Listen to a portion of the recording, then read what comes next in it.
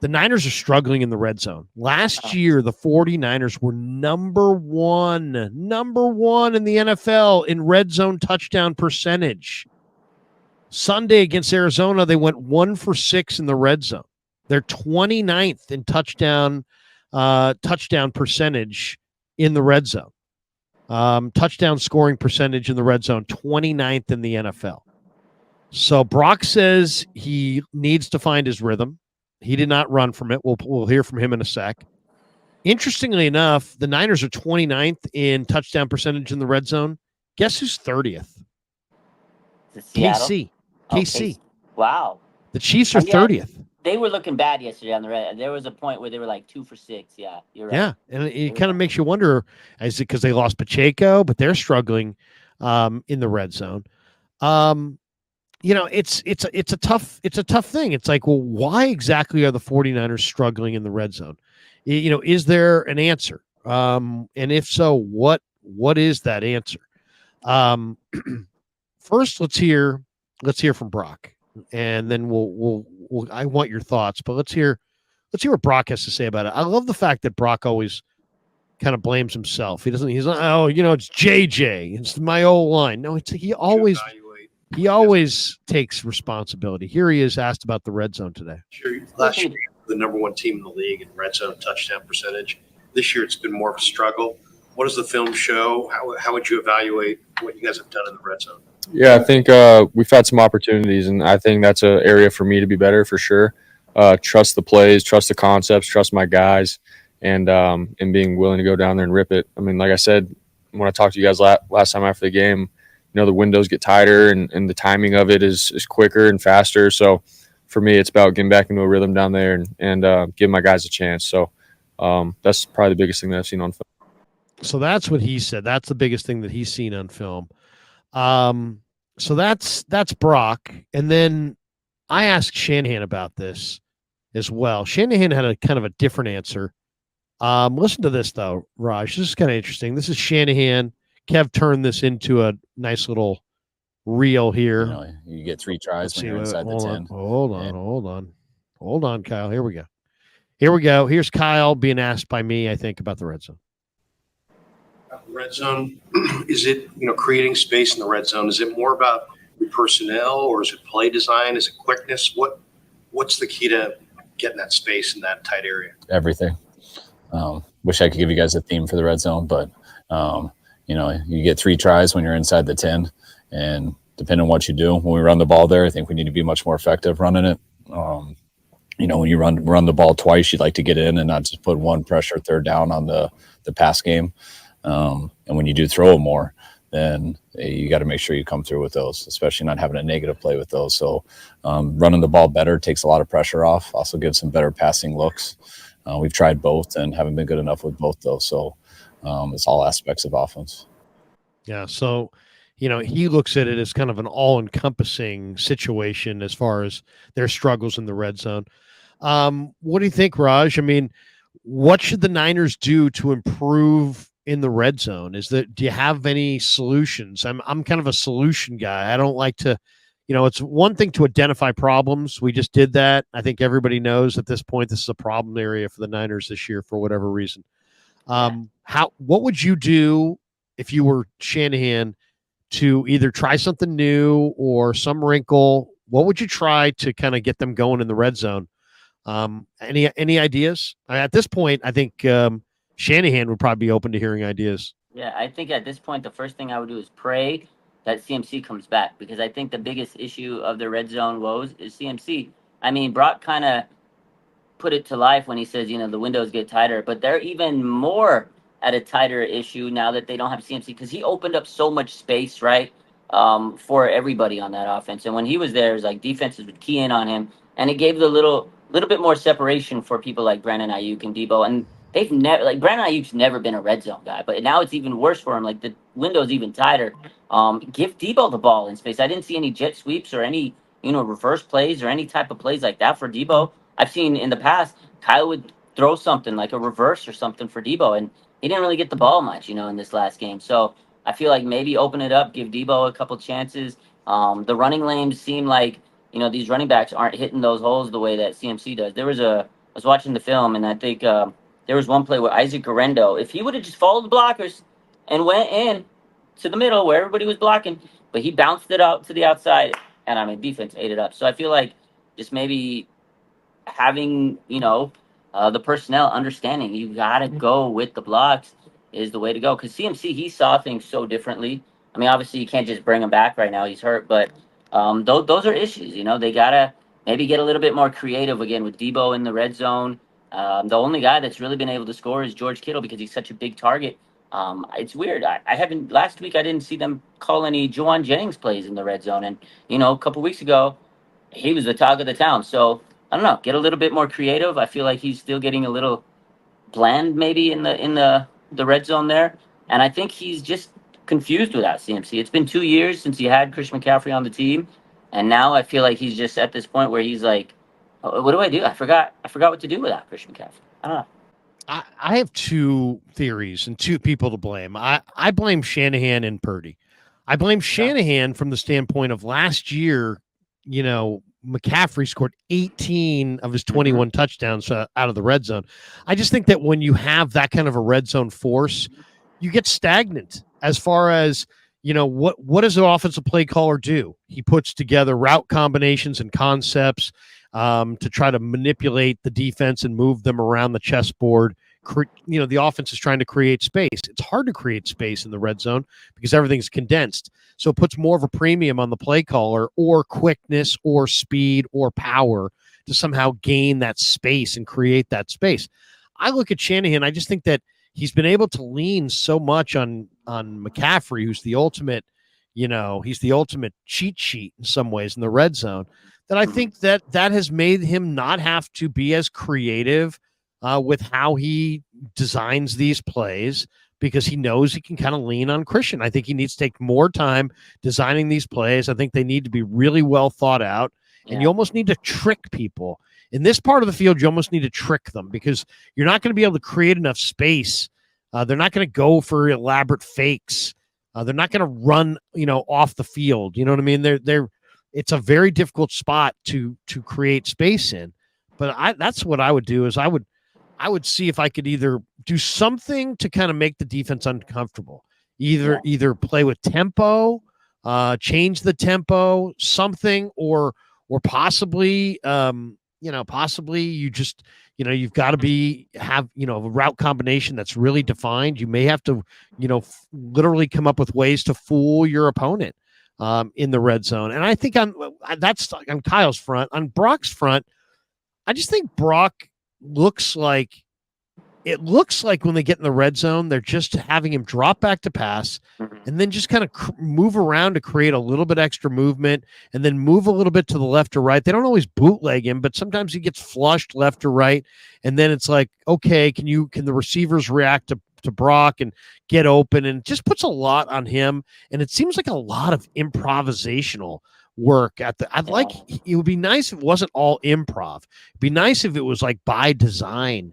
And they had some really well-designed plays. But I think Brock is not quite as accurate. I think he plays on time and with great accuracy on all areas of the field. I think in this season, I think we've seen him play with not quite on time and not the most accurate in the red zone on a few of these plays. So I think for him to come out and say, hey, I kind of blame myself and this, I think he's pointing the finger at the right person in this situation. I think it's his natural tendency to take the blame anyway because he's a leader. That's what leaders do. They don't deflect onto their teammates. They wear it themselves. But I think in this situation, he's actually not just saying it for effect, Raj. I think he's being truthful. I think he understands he needs to be better in the red zone than he's been. Yeah, no, I agree. I think Brock understands he needs to be better, and it's not just in the red zone. I feel like because I think he's trying to like make up for not having CMC, if that makes sense. Like, I know he knows how good CMC is and how good he is in the run game because we've seen Brock run a lot more this year, and it's something we didn't really see until that Detroit game last year where he took the wheels and he like put the team on his back. It was like, oh wow, Brock's running with the legs. He's improvising like you said, and he's sometimes honestly just don't run. Sometimes I feel like sometimes that's causing a little bit issues. Maybe he's tiring himself out. Maybe he's holding the ball on to it too long, and defense are keying into that. They're trying to rush him. and get him to flush out of the pocket. So I feel like Brock too is playing a little like he's a superhero at times, and maybe he needs to just like quiet down and trust his receivers. And I agree with you too with what we were saying in terms of Kyle. Just be a little bit more creative. Go. Why don't we have a jet sweep from Debo? I haven't seen one of those in ages. Get a little creative, Kyle. They're not Here's the one I want to play you. Listen to they are. this one. Here's the Baldy, and this is him talking about Purdy here, and we'll watch his breakdown. Acho had a very similar breakdown. Here's Baldy on Purdy. Let's play a game. Okay, let's call it what should Brock do? Right? Yeah. Watch this play right here. Like right now, little fake right here, and Brock right here is ready to throw. Now, nobody's open anywhere. All right. He's looking right. So he steps up. Nobody's open. Nobody's separating. So now Brock's got to do something, and he ends up scrambling for a couple yards. At least he didn't lose yards. All right, here we go. Now, next series. Deep, like here it is. Like right here, Brock is ready to throw. And he throws Ayuk open. Nice job at the top of his route to separate. And then he gets busy. Now, here they go. Here comes the Cardinals. They're emptying the bucket right here. What should Brock do? He's ready to throw. He knows the blitz is coming. Does anybody else know the blitz is coming? No. He's got to make a decision. What should Brock do? All right, let's buy some time. All right, is anybody going to get open here? Anybody? Anybody going to separate? That look good. All right, here we go. Now you get this. All right, here we go. Red zone. The only red zone score they had all day. 1 for 6. But fortunately, Kittle saw it the same way that Purdy saw it. We used to call this just the old tight end pop pass. Bam. Like Jalen Thompson backs up, he gives it up. All right, they got success there. Then watch this right here. You want to watch Ayuk and why he's dangerous and why he's getting on right now. Like right here, Brock sets his feet and he's throwing it. Now watch Ayuk right here. All right, the defensive back, Sean Murphy punting it. Murphy bunting is right there. Watch him from the top of like his ability to separate at the top of his route separates him. All right, now here we go. Total control of the game, right? Total control of the game, top of the third quarter. All right, Purdy steps up. What should he do? Well, he sees Kittle open. All right, Lopez gets a hand in the air, bam. Cardinals are diving for it. All right, there's Mac Wilson, interception. What should Brock Purdy do? We sometimes just have to ask in this game, like, where was the open receiver if he wasn't throwing Ayuk open? Let's play a game. So, okay. So, and this actually kind of bugs me because there's been an awful lot of people, you kind of referenced it a little bit yourself, that people are like, well, Brock's holding the ball longer. Okay. So he is holding the ball longer. It's less than a half a second, by the way. I went and looked it up. Mayoko's like, yeah, Brock, you're holding the ball longer. So I wanted to see exactly what is the difference between what he held the ball in the past and what he's holding the ball now. And it's nothing. I mean, the change is it's so minuscule that it's almost not worth saying. It's like he was like it's less than half a second that he's holding the ball now more than he did a year ago. I mean, we're not talking. Sometimes a half a second makes a difference in the NFL game, Larry. Right. I mean, but so here it is. His time to throw is 3.15 seconds. Okay, that's the most. That's the most time of any quarterback in the NFL this year. 3.15 seconds. Last season, he was at 2.88 seconds. It was 23rd. That's a big difference. That is a big 2.88 to 3.1. So you're not even that. You're talking about not even a half a second.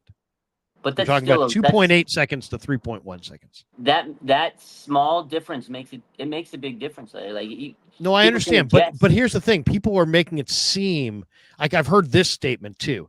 Brock needs to get the ball out of his hands and stop playing hero ball.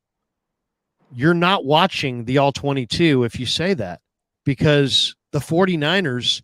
There's another little stat here that I don't know that anybody else. I haven't heard people reference, and it's an NFL.com stat, which is the 49ers are averaging 2.8 yards of separation per target.